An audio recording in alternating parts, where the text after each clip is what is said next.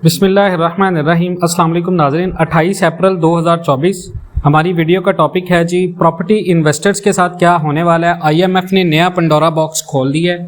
पाकिस्तान के अंदर real estate का मजीद जवाल जो है वो शुरू होने वाला है। मैंने एक लास्ट वीडियो बनाई थी जिसके अंदर हमने आपको रियल एस्टेट के बारे में एक मुकम्मल इन्फॉर्मेशन दी थी कि आईएमएफ का बड़ा एक सख्त और स्ट्रॉन्ग स्टेटमेंट है रियल एस्टेट के खिलाफ। तो रियल एस्टेट में इन्वेस्टमेंट करने से पहले आप लोग ये याद रखें कि जिस रियल एस्टेट के अंदर आप अपना पैसा लगा रहे हैं उसका आने वाला ग्रोथ क्या है। तो रियल एस्टेट में मेरी जो सजेशन थी वो ये थी कि आप कमर्शियल प्रॉपर्टीज़ में इन्वेस्टमेंट करें, आप रेंटल प्रॉपर्टीज़ में इन्वेस्टमेंट करें। इसके अलावा कोई प्लॉट या कोई भी ऐसी जगह जहां पर आपको रियल एस्टेट अपॉर्चुनिटी मिल रही है अपना पैसा ना लगाएं। खासकर पाकिस्तान के अंदर अगर आप देखें तो पाकिस्तान के अंदर जितना भी पैसा रियल एस्टेट के अंदर सर्कुलेट कर रहा है इस वक्त स्टक होने की सूरत में वो ओवरसीज़ पाकिस्तानियों का है। ओवरसीज़ पाकिस्तानियों की खून मेहनत की पसीने की कमाई है जो उन्होंने रियल एस्टेट के अंदर लगाई थी अपने पैसे को डी वैल्यू होने से बचाने के लिए और उसके ऊपर रिटर्न लेने के लिए। लेकिन उसके ऑल्टरनेट उनको मिला क्या? पाकिस्तान की रेमिटेंस कम हुई, रियल एस्टेट का जो ट्रस्ट था ओवरसीज़ इन्वेस्टर्स के ऊपर वो बिल्कुल ख़त्म हो गया। रियल एस्टेट ने ग्रोथ नहीं किया, इवन के टैक्सेस में इजाफा हो गया, बजट में मज़ीद टैक्सेस लग जाएंगे तो रियल एस्टेट जो है वो पाकिस्तान का बिल्कुल नीचे चला जाएगा।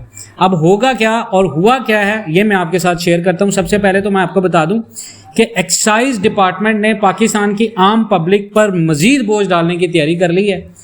जिस बंदे के पास 5 मरला घर होगा उसको टैक्स नेट में लाया जाएगा। 5 मरले के 36 लाख घरों पर ये जो आइंदा माली साल आएगा उसमें टैक्स आयद होगा। और महकमा एक्साइज पंजाब ने आइंदा बजट में टैक्स जो रिफॉर्म्स हैं वो तैयार कर ली हैं। पोश एरियाज में मौजूद जितने भी 5 मरला के घर होंगे उन पर सालाना टैक्स आयद होगा। 5 मरला घरों को टैक्स नेट में लाने के लिए बी, सी और डी कैटेगरी जो है वो तैयार कर ली गई है। बी कैटेगरी में 70,000 के रिहायशी प्रॉपर्टीज़ मौजूद हैं, सी कैटेगरी में 1,30,000 रिहायशी प्रॉपर्टीज़ मौजूद हैं और डी कैटेगरी में करीबन 4 लाख से ज़्यादा जो है वो रेजिडेंशियल प्रॉपर्टीज़ मौजूद हैं। सी और डी कैटेगरी पर टैक्स ऐड करने से जो हुकूमत को फ़ायदा होगा वो 1.5 अरब रुपये से ज़्यादा कौमी ख़जाने में पैसे जमा होने जा रहे हैं। और महकमा एक्साइज के अकॉर्डिंग 5 मरला जो घर हैं उन पर सालाना 1100 से 2,000 रुपये तक टैक्स होगा।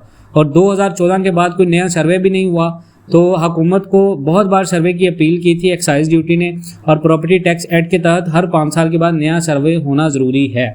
अब सवाल ये है कि क्या हमें घरों पर भी इन्वेस्टमेंट नहीं करनी चाहिए? मैंने कहा था आपको हर वो रेजिडेंशियल प्रॉपर्टी खरीदें जिसकी एक रेंटल इनकम है जो आपको जो सालाना टैक्स है वो निकाल कर दे। रियल एस्टेट के अंदर अब लोगों ने इन्वेस्टमेंट किया था प्लॉट्स के अंदर, रेजिडेंशियल प्लॉट्स के अंदर, सोसाइटीज़ के अंदर लोगों ने प्लॉट्स लिए, ओवरसीज़ बहुत सारे लोगों ने प्लॉट्स लिए जिसकी वजह से रियल एस्टेट के अंदर पैसा जो है वो लोगों का स्टक हुआ। आज आप हाल देखें कि अभी बजट हमारा आने वाला है, आईएमएफ के साथ टर्म्स एंड कंडीशंस हमारी अनाउंस हो चुकी हैं।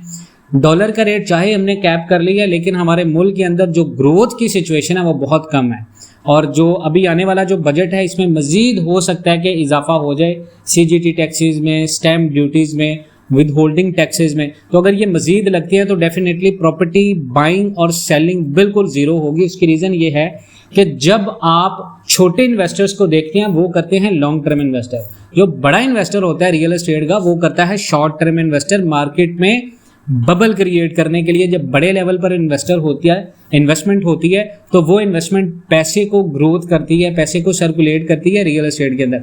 अब जब ये पैसा नहीं आएगा डेफिनेटली इससे पाकिस्तान का रेमिटेंस भी कम होगा क्योंकि पाकिस्तान की रियल एस्टेट के अंदर अप्रॉक्स 50% जो कैपिटलाइजेशन है मार्केट की वो ओवरसीज़ पाकिस्तानियों की है। तो प्रॉपर्टी इन्वेस्टर्स के साथ बहुत नाइंसाफ़ी है, यहाँ पर प्रॉपर्टी बिल्कुल स्टक होगी। अगर आप इन तमाम बातों से इत्तफाक करते हैं तो कमेंट सेक्शन में ज़रूर बताइएगा। इंशाल्लाह मिलते हैं नेक्स्ट वीडियोज़ में, तब तक अल्लाह हाफ़िज़।